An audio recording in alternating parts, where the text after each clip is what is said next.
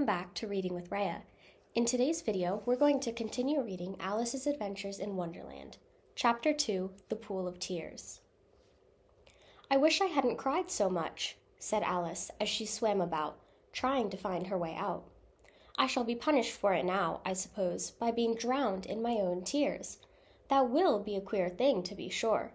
However, everything is queer today." Just then she heard something splashing about in the pool a little way off, and she swam nearer to make out what it was.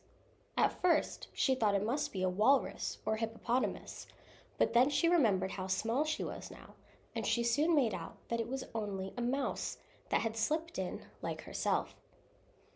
Would it be of any use now, thought Alice, to speak to this mouse?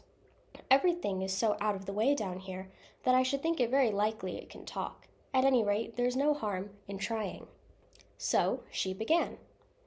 "Oh, Mouse, do you know the way out of this pool? I am very tired of swimming about here, oh Mouse."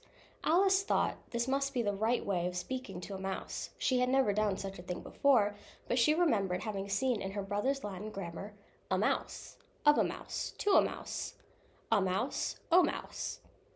The mouse looked at her rather inquisitively, and seemed to her to wink with one of its little eyes, but it said nothing. "Perhaps it doesn't understand English," thought Alice. "I dare say it's a French mouse, come over with William the Conqueror." For, with all her knowledge of history, Alice had no very clear notion how long ago anything had happened. So she began again, "Où est ma chat?" which was the first sentence in her French lesson book. The mouse gave a sudden leap out of the water and seemed to quiver all over with fright. "Oh, I beg your pardon," cried Alice hastily, afraid that she had hurt the poor animal's feelings. "I quite forgot you didn't like cats." "Not like cats!" cried the mouse in a shrill, passionate voice. "Would you like cats if you were me?" "Well, perhaps not," said Alice in a soothing tone. "Don't be angry about it. And yet, I wish I could show you our cat Dinah. I think you'd take a fancy to cats if you could only see her. She is such a dear, quiet thing." Alice went on, half to herself, as she swam lazily about in the pool. "And she sits purring so nicely by the fire, licking her paws and washing her face. And she is such a nice, soft thing to nurse. And she's such a capital one for catching mice." "Oh, I beg your pardon," cried Alice again.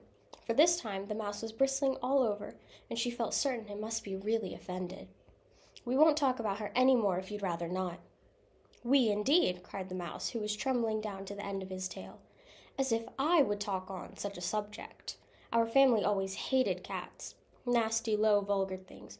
Don't let me hear the name again." That's all we're going to read for today, but I hope you guys are enjoying the story and you'll join me in the next video. Parents, teachers, carers, if you like this video, please drop it a like and subscribe to my YouTube channel, Reading with Rhea. Thank you for watching and see you next time.